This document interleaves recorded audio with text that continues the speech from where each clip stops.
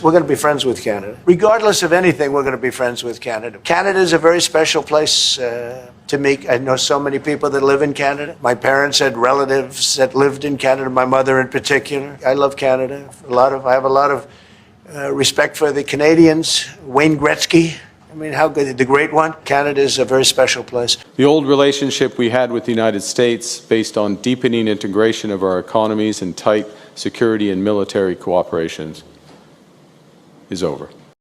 One of the nastiest countries to deal with is Canada. Dear Americans. Hello, American. To the American people. I have a message for our American friends and all others who are listening. Please pay attention. America, following on from my last video, I just want to let you know, we see you. We don't want this. What your administration is doing. Your country is never going to regain the soft power that Donald Trump is losing. Wars, invasions, genocides. You need to pay attention and act immediately. Run. You know bullies? You know what a bully is, right? You know the bully, I've always, and I found it throughout my life, a bully is the weakest person. President Trump thinks Canada will cave in. We will never, ever bow down to a bully. Canada's economy leans on the incredible $30 trillion economy of America. But there's no doubt about that, Mr. Secretary. But insulting our closest ally and neighbor who provides a lot of business. We have a lot of businesses in New Hampshire, small businesses who work on both sides of the border. We have all those Canadian visitors who are not coming because of your comments and comments by the administration. How does that help our economy? it is outrageous that Canada will not put U.S. spirits on the shelf. It is insulting. It is. And disrespectful to America that they won't Absolutely. even put... And my husband has an interest in a company that has American spirits. And they won't do it because of the insults from this president and comments like yours. So I want to go on to another question. But can I have just one small comment, which is dairy is treated so badly, and your state cares about dairy, and we are trying desperately to get them to live to the deal that they have on USMCA and stop treating our dairy farmers so poorly, and your state cares about that, and we are fighting for that. We do, but we are not going to get agreement when we keep insulting people. When we have allies and partners, we should try and work with them, not insult them. And I find your rhetoric insulting to the people in my state who are working so hard to try and ensure that they can do business. I just have to say, on behalf of millions of us sane Americans, we are so sorry to the whole world about what's going on, especially to Canada. I live in California, and there is a huge push to secede from the rest of the United States. California is done. We would love to be part of Canada. We don't want Canada to be here. You don't want to be here, but we would love to be Canadian at this point. We're just so sorry. We don't know what's going on. Nobody's doing anything. Nobody is stopping him. The effing Supreme Court, they gave him immunity. Remember, everybody should be calling the Supreme Court justices and saying, how dare you? This is your fault. You gave him immunity. And I call my reps. Everybody's calling their reps. We have Indivisible. We're protesting, but the news isn't showing it. We're just sorry. Canada, you stay strong. We're sorry. Let the Epstein class fight the Epstein war. Earlier today, I wrote a letter to the Prime Minister telling him to take action to stop the war in Iran. It is causing a lot of suffering overseas.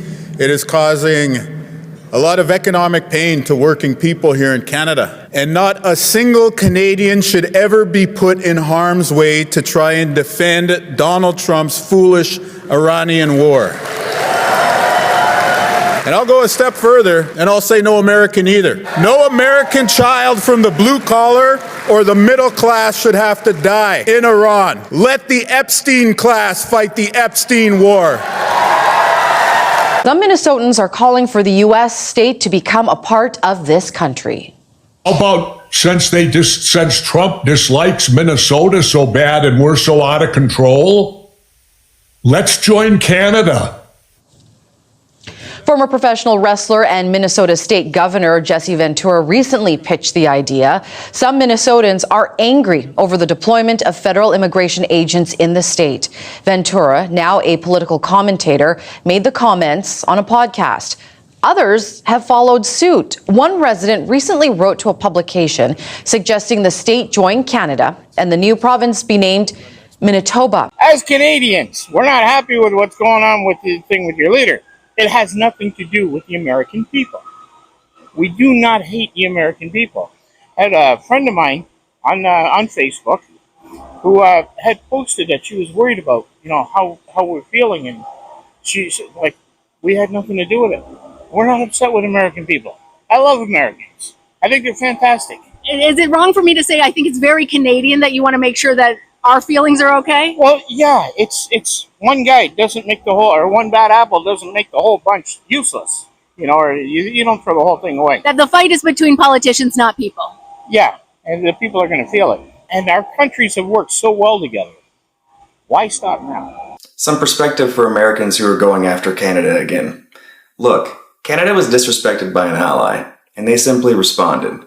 It's well within their right to push back.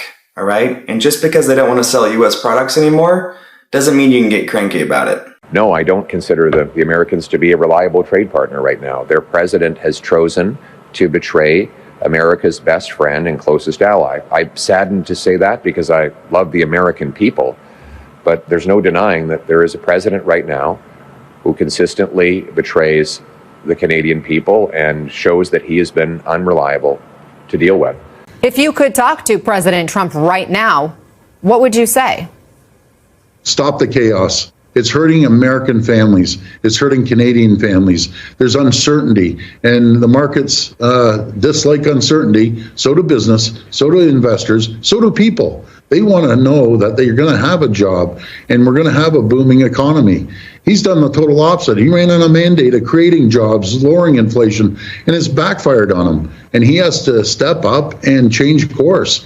Inflation is happening right across the country, and the unpredictability that he's put to the markets are speaking. People will be speaking, and businesses will be speaking as well. We're still struggling, even when we have our money coming through. We had to suffer going almost a week with no food. The economy's down the tubes. Healthcare is awful. Prescriptions are terrible. Groceries are off the charts. And I think the only way we're going to do better is if he gets out and somebody else gets in. This kind of threat that's coming at us, at first, I think people thought it was sort of funny or interesting, or he's just trying to get our backs up. But we're taking it real seriously right now. We see this as an existential threat. And let's be clear, it's not just, a threat to our leadership, right? This is a threat to working people in our country who rely on trade, who rely on those relationships. And what I have to say to Donald Trump is, you're going to come after us, we're going to fight you like hell. America is not Canada. And Canada never, ever will be part of America in any way, shape, or form. We didn't ask for this fight. We didn't ask for this fight. So Donald Trump thinks he can weaken us with his plan to divide and conquer. Pierre Poilievre's plan will leave us divided and ready to be conquered.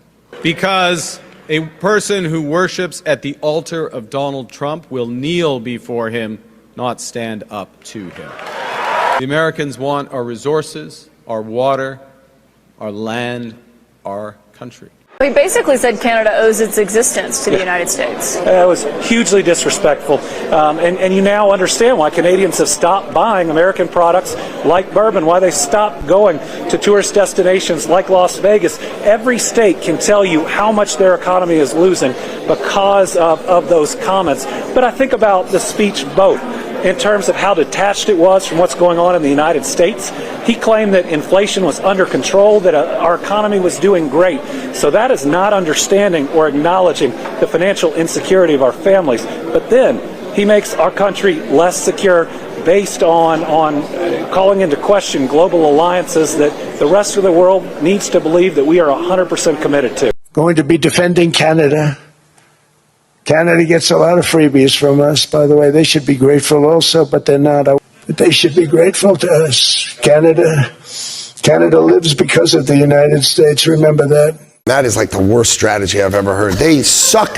Look, we are a $30 trillion economy, right? We are the consumer of the world. Okay? Carney has a problem with us. He gets on a plane and he goes to China. Does he think the Chinese economy is going to buy his stuff? China is entirely an export-driven economy, right? So what did he do? He came back and said, oh, we'll take their electric cars. I mean, is this nuts? While Donald Trump seems to be doing everything he can to divide us from Canada, threatening them with tariffs, and even threatening their very existence, here you're going to watch Barack Obama meet with Canadian Prime Minister Mark Carney yesterday in order to discuss the future of Canadians and Americans alike. We are still your friends. We're still your cousins. We still want to see you. But we will never cross that border again as we watch the rule of law disintegrate. You are always welcome in Canada. Just leave the guns and leave the MAGA hats alone. But to our American allies who are struggling, you are the front line right now in the fight to protect democracy. We get it. Canadians understand that. Our anger, our rage is turned against the authoritarians, the billionaires, the oligarchs who are trying to destroy your nation. And while they're destroying your nation, they think they can just walk all over ours. We're not going to let that happen. But remember, that border now has to be defended, and we will defend that border because we may be in the early stages of much further attacks from Trump because he is unstable. We have to defend our country, and we will defend our country. Family, after years of political tension, aggressive rhetoric, trade fights, insults, and even public disrespect coming from Trump towards Canada, many Canadians are no longer staying silent. And what makes this story powerful is that this isn't just about politics anymore, family. It's about trust, it's about dignity, and how America's image around the world is changing in real time. And so for decades, Canada and the United States were seen as two of the closest allies on earth. And the relationship wasn't just political, family. It was cultural, it was economic, and even emotional. And millions of families exist across both borders. Americans travel to Canada freely. Canadians support American businesses, entertainment, and even tourism. And the two countries have historically shared values of democracy, of cooperation, and even mutual respect. But under Donald Trump, something shifted, family. The tone changed. Canada was no longer treated like a respected ally. It became another target in Trump's political theater. And whether it was trade wars, insulting directed at Canadian leadership, or even these repeated comments that many Canadians viewed as arrogant and humiliating, frustration quietly started building north of the border. And now, many Canadians are openly speaking out. Many are saying that they are exhausted by what they see as America's political chaos spilling into international relationships. And they're tired of being mocked, tired of being pressured, or even treated as if their country exists to submit to American political ego. And what's especially interesting is that they're directing this message to Trump and its administration. It's aimed at even that his administration, and Canadians are increasingly asking Americans to seriously reflect on what kind of leadership they are rewarding and what message that sends to the rest of the world. Because outside of America, family, people are watching closely. They are watching the hostility. They are watching the division, the insults towards allies, and the growing instability in political discourse. And for many Canadians, family, there is disappointment because they once viewed America as a reliable global partner. And now, some Canadians openly admit that they feel nervous about America's direction politically and even socially. And that's a major shift, family. Canada has traditionally been one of America's strongest supporters internationally. And so when even Canadians begin distancing themselves emotionally from the United States, that says something really important. And what makes this even more uncomfortable is that many Americans themselves agree with Canada's concerns. Can you imagine? And across social media, you can now see Americans apologizing to Canadians, expressing embarrassment, and admitting that Trump's rhetoric toward allies damages America's reputation globally. And some Americans are frustrated because they feel the country has become consumed by anger, by nationalism, and even endless political conflict, while every day people struggle with healthcare costs, housing, and even economic pressure. And from Canada's perspective, family, watching America attack allies while ignoring internal problems feels deeply irrational. And by this moment also reveals something deeper happening globally. Countries are beginning to question whether America still represents stability, diplomacy, and responsible leadership. Under Trump's political style, relationships often become transactional and even hostile. And so respect is replaced with dominance. Cooperation becomes weakness. And while that rhetoric energizes parts of the MAGA base domestically, internationally, it creates distrust. And so countries like Canada notice when they are publicly disrespected despite decades of loyalty and partnership. And at the same time, Canadians are trying to send a broader warning to Americans that they are essentially saying that your politics do not stay inside your borders.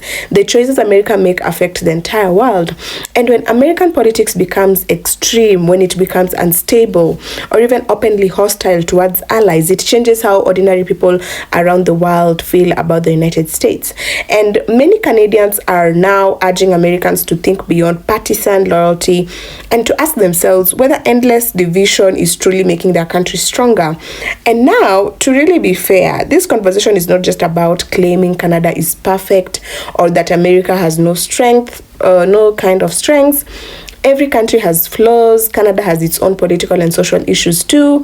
But the reason this story resonates emotionally is because it reflects a relationship that once felt naturally close between becoming increasingly strained in public view. And people notice that, really, family. And when allies begin surrounding disappointed instead of supportive, it forces uncomfortable conversations about leadership, about accountability, and even national identity.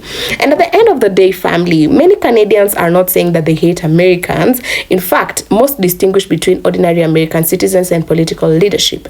And what they're expressing is concern, it's exhaustion and frustration. And they want respect to go both ways. They want diplomacy instead of insults. And increasingly, they want Americans to understand that the rest of the world is paying attention, because in politics, reputation really matters. Relationship matters. Respect matters, and once allies begin losing trust emotionally, rebuilding that trust becomes much harder than people really realize.